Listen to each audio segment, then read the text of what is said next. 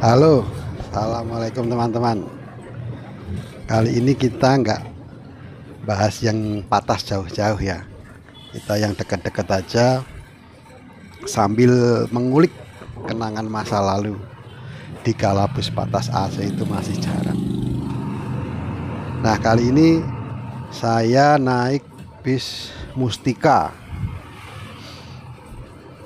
Ini termasuk legendnya Jogja Semarang ya.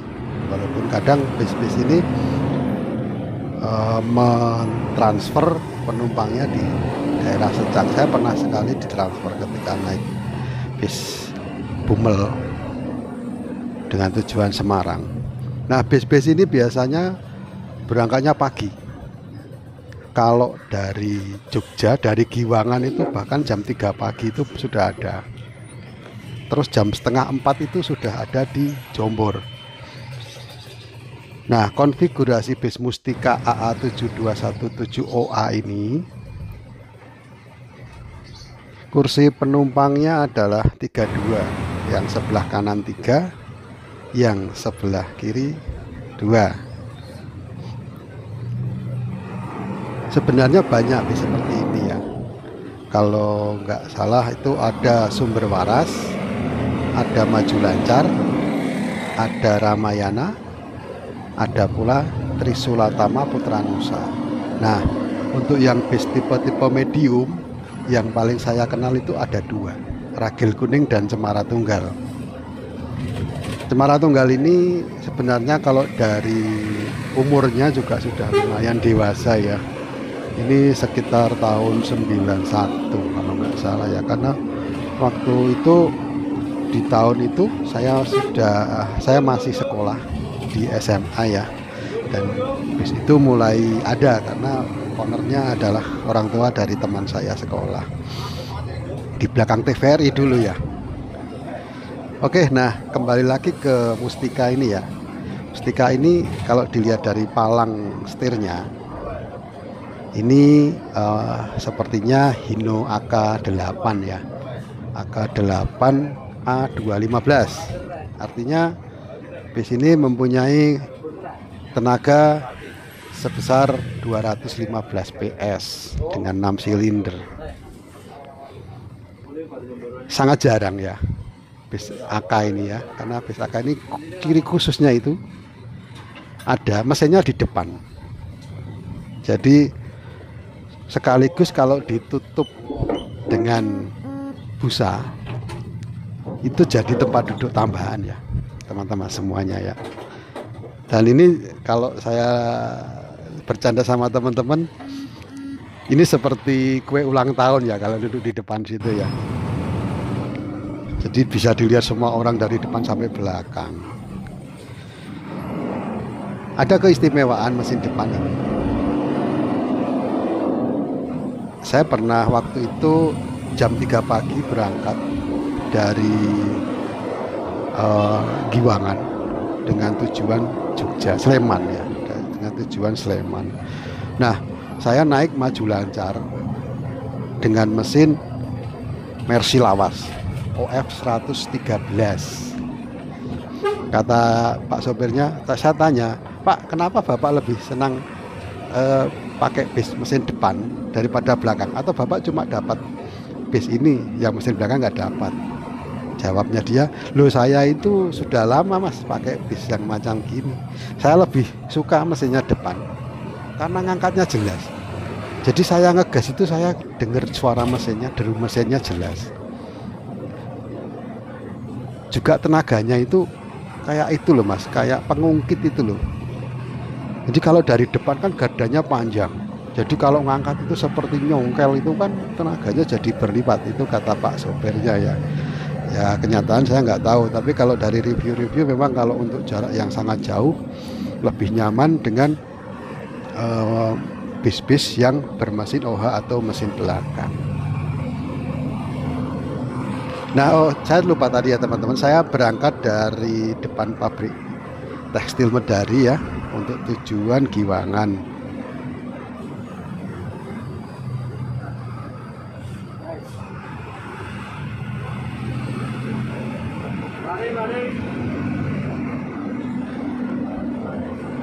penumpangnya ini cukup banyak ya teman-teman ya, full, bahkan full, karena saya juga awalnya kebagian di atas mesin itu, duduk di atas mesin itu, tapi karena penumpang sudah pada turun, saya bergeser di bangku sebelah yang menghadap ke arah sopir, bukan menghadap ke arah depan, jadi seperti bangku warung mie ayam. Nah, saya punya kenalan seorang driver senior di jalur selatan yang dulu juga mengoperasikan OF, Mercy OF ya.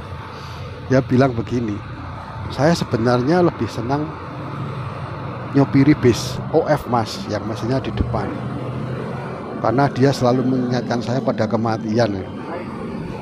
Saya bilang, ah bapak bercanda ini, kok bisa mesin bisa mengingatkan pada kematian?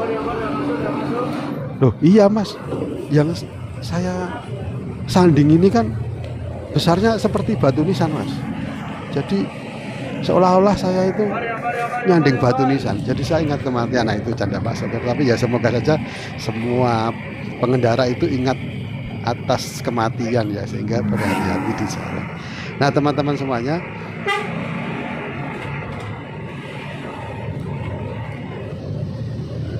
nah bapak ibu yang sedang berdiri ini mau turun di Jombor, tapi nggak tahu kenapa bis ini tidak masuk di terminal Jombor. Sepertinya ngejar waktu ya, karena kalau masuk di terminal Jombor dia harus ngetem sementara mungkin karena harus start lagi dari Giwangan, maka bis ini terus melaju. Ini ada di sebelah utara Jalan Layang Jombor ya teman-teman semuanya ya. Jadi nanti bis ini akan langsung ke Giwangan. Tuh Pak kondekturnya menerapkan prokes, selalu bermasker teman-teman ya. Bagus sih, Pak sopirnya aja yang ini bermasker kok, gimana. Nah ini adalah ring road yang bagian barat yang sebelah sana itu ya, ring road barat. Dulu namanya adalah Jalan Weerkruis 3. Weerkruis itu mengingatkan kita pada serangan umum 1 Maret 1949 yang dipimpin oleh Pak Harto ya. Nah jalan ini sekarang berganti nama ya teman-teman. Ini namanya Jalan Pajajaran. Ini ceritanya ya, zaman dulu itu kan zaman kerajaan Majapahit itu ada banjir darah di Bubat. Kalau teman-teman suka mendengarkan sandiwara radio Brahma Kumbara pasti ingat itu. Itu ceritanya Prabu Hayam Wuruk melamar putri dari Pajajaran ya. Tapi yang terjadi adalah penyerangan terhadap utusan dari Pajajaran. Itu cerita di drama serial radio tahun 80-an. Nah dari situ kemudian masing-masing bersumpah itu ya, orang Pajajaran atau Sunda itu tidak boleh menikah dengan orang Jawa. Orang Jawa juga tidak boleh menikah dengan orang Sunda. Nah beberapa tahun yang lalu, kayaknya kalau nggak salah 2018 ya, itu terjadi rekonsiliasi antara Kanjeng Sinuwun mewakili Jogja dengan masyarakat Sunda dan juga dari masyarakat Jawa Timur, bahwa masing-masing itu sepakat untuk meniadakan mitos seperti itu, untuk saling tidak nyinggiri kalau bahasa Jawa. Dulu itu ya, kita itu kalau di Jawa Barat, di Bandung itu tidak ada jalan Gajah Mada, apalagi jalan Hayam Wuruk. Begitu pula di Jogja itu nggak ada jalan Pajajaran. Nah setelah rekonsiliasi itu, maka disepakati penggantian nama jalan Ring Road Barat, Ring Road semuanya ya, kalau Barat saja kan terlalu spesifik. Jalan Ring Road Weerkruis 3 ini menjadi Jalan Pajajaran. Oh ya teman-teman, itu ceritanya seperti itu. Oh ya, kembali lagi ke bis, jangan cerita sejarah mulu, nanti pada bosan. Ini mesin OF ini ya, itu dulu pernah hits di tahun 1970 sampai 1990. Saya masih ingat kalau naik bis itu ya waktu sekolah itu hampir semuanya itu seperti ini ya di tahun 90-an itu. Hanya sedikit yang bermesin belakang atau OH, khususnya Ramayana. Ramayana itu mulai OH dengan patas eksekutifnya, patas AC eksekutif. Nah, sekarang sudah jarang sekali bis-bis yang menggunakan mesin yang ada di depan, OF ataupun AK. Untuk transportasi dari Jogja ke Semarang pun bis ini pasti berangkatnya pagi. Kenapa? Karena kalau berangkat agak siang maka pangsa pasar untuk jalur Jogja dan Semarang itu sudah diambil oleh patas AC. Nah, kalau pagi-pagi sekali itu konsumennya adalah para pedagang yang mengejar pasar pertama, yang kedua adalah para pekerja kantoran khususnya yang rumahnya di Sleman misalnya ya, tapi kerjanya di Magelang, kerjanya di Semarang. Itu kalau mereka PP, mereka berangkat harian itu biasanya habis subuh sudah naik bis. Nanti sampai Semarang sekitar perjalanan 3 jam ya, jam 7 lah ya sampai kantor, jam setengah 8 persiapan, jam 8 masuk kantor. Nah, teman-teman, kita memasuki ring road nih ya, memasuki ring road barat. Di depan sana kalau nggak salah itu perempatan Demak Ijo. Nah, kita keluar. Ya, kira-kira kenapa teman-teman di sini keluar? Apakah dia mau menurunkan penumpang? Jawabannya ada. Kalau dia nggak menurunkan penumpang, pasti ada alasan tertentu. Dan mungkin ini bisa ditiru sama teman-teman ya, kalau misalnya dalam kondisi buru-buru gitu ya. Jadi bis ini sebenarnya kenapa dia keluar ke jalur lambat adalah karena antrian di jalur cepat itu panjang gitu ya.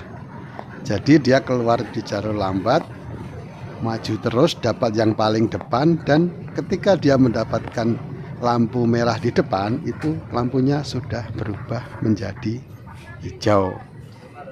Itu alasan lain dari selain menurunkan penumpang di jalur yang sudah ditentukan ya, atau sudah diminta oleh penumpang. Nah, ini ada di perempatan Demak Ijo. Nah, teman-teman, di ujung sana ada bis malam yang beberapa hari lalu laka ya, pagi-pagi ya, laka terguling di situ. Nah, teman-teman bisa baca beritanya di deskripsi, saya cantumkan nanti di situ. Ini menuju ke arah Gamping.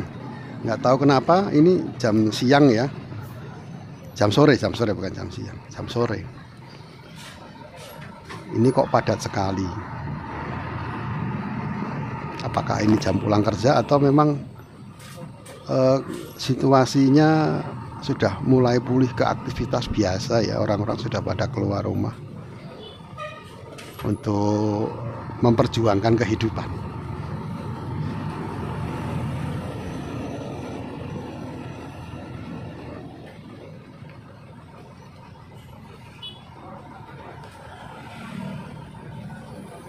Ya, alhamdulillah saja sejak saya naik sampai sekarang itu nggak ada hujan, mendung menggelayut dari tadi, tapi nggak segera cair jadi embun dan turun sebagai hujan ya.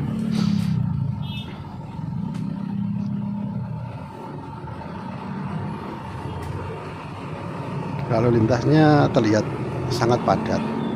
Ini perjalanannya agak merayap di sini.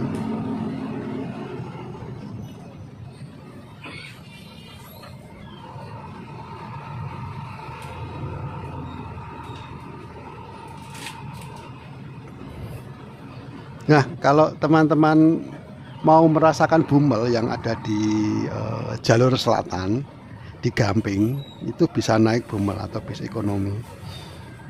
Dulu sekali yang seumuran dengan bis ini ada bis Raharja, Prayoga, ada bis Aman, ada apalagi ya, Mulyo gitu ya. Sekarang saya jarang sekali naik bis dari situ. Tapi sepertinya bis aman itu masih ada.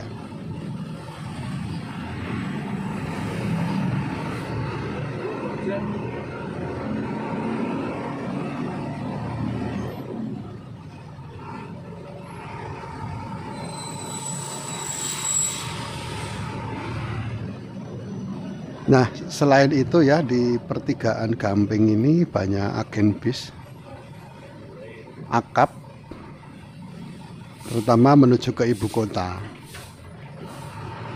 Itu ada di sebelah kanan sana ya, berapa agen. Saya biasanya kalau mau ke Cilacap, bukan ke Cilacap ya, arah Tasik gitu ya, arah Tasik saya tuh naik dari situ.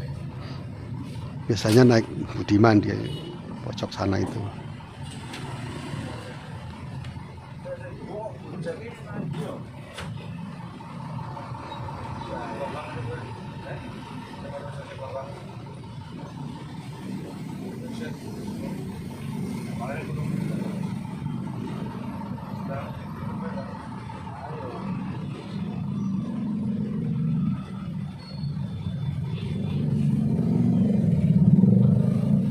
Nah, ini Pak kondektornya sibuk karena ada janjian orang yang mau ngambil barang dari bis. Dan yang ngambil itu katanya ojol gitu ya. Jadi ini waktunya harus tepat. Berhentinya di mana, ojolnya di situ. Nggak boleh lama-lama karena ojol juga harus narik. Nah, barang itu yang di depan itu, yang plastik kotak itu yang mau ditransfer ke ojol.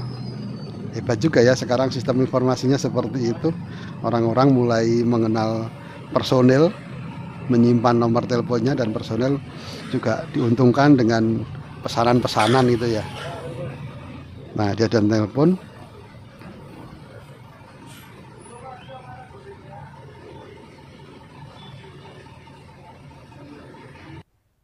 Nah, itu sudah saya skip ya karena saya nggak bisa ngelihat dari sini. Tapi barang tadi sudah ditransfer ke ojol gitu, sudah nggak ada kan di dashboard itu. Nah, saya juga memanfaatkan hal semacam itu ya teman-teman, karena saya juga komuter dari area Cilacap menuju Jakarta. Maka untuk mempermudah, saya banyak menyimpan nomor-nomor kru, baik kondektur maupun sopir. Jadi kalau mau berangkat ke Jakarta, saya teleponin itu orang-orang itu, saya WA lah ya, berangkat enggak gitu ya. Nanti yang berangkat akan jawab, oh ya saya berangkat, ya udah nanti saya saya mau naik di titik ini. Jadi sekitar 10 menit sebelum sampai titik itu, kru akan nelpon saya, Pak saya sudah sampai sini, tolong siap-siap. Nah, daripada kita menunggu yang nggak jelas, lebih baik seperti itu bisa ditiru ya teman-teman, bisa ditiru seperti itu.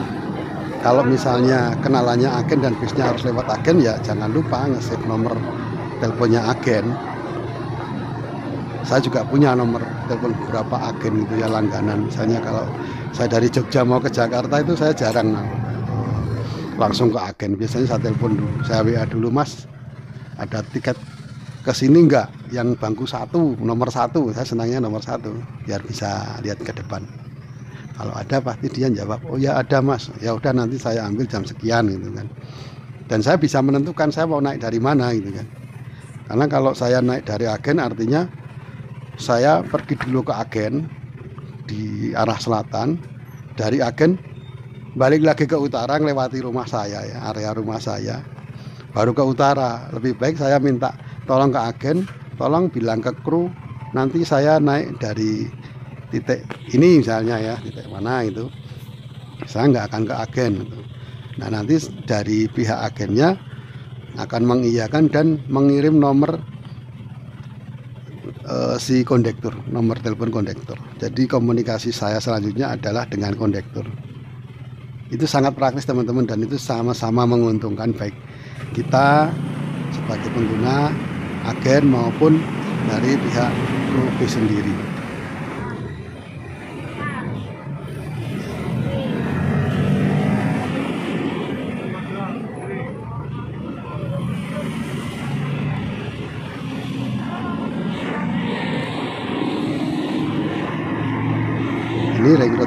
selatan ya, sudah mulai kelihatan padat aktivitasnya. Kita menuju ke Giwangan.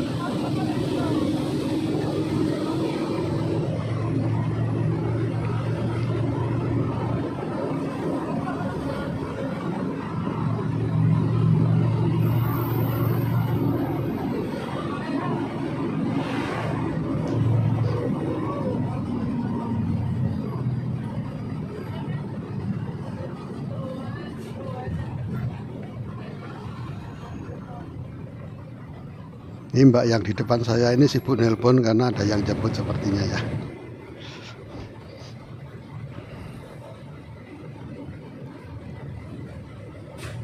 Nah, penumpang sudah berkurang banyak.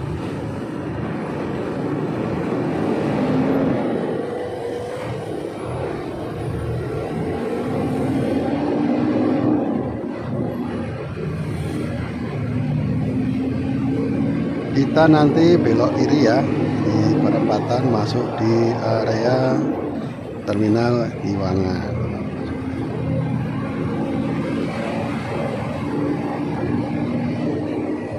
Saya tadi berangkat dari rumah itu sekitar jam 4 sore kalau nggak salah ya.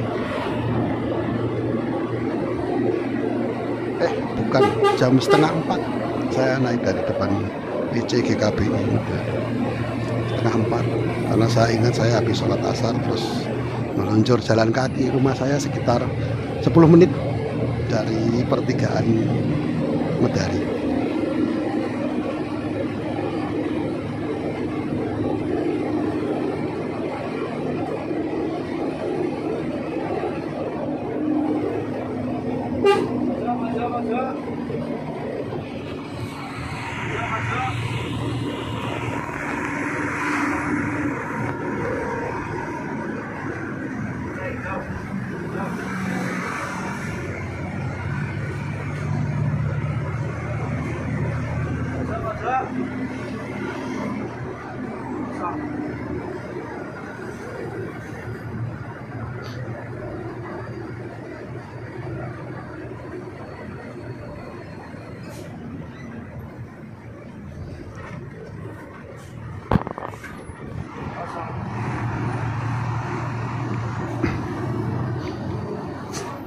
Melewati perempatan Giwangan, pelan-pelan kita akan menyeberang ke kanan.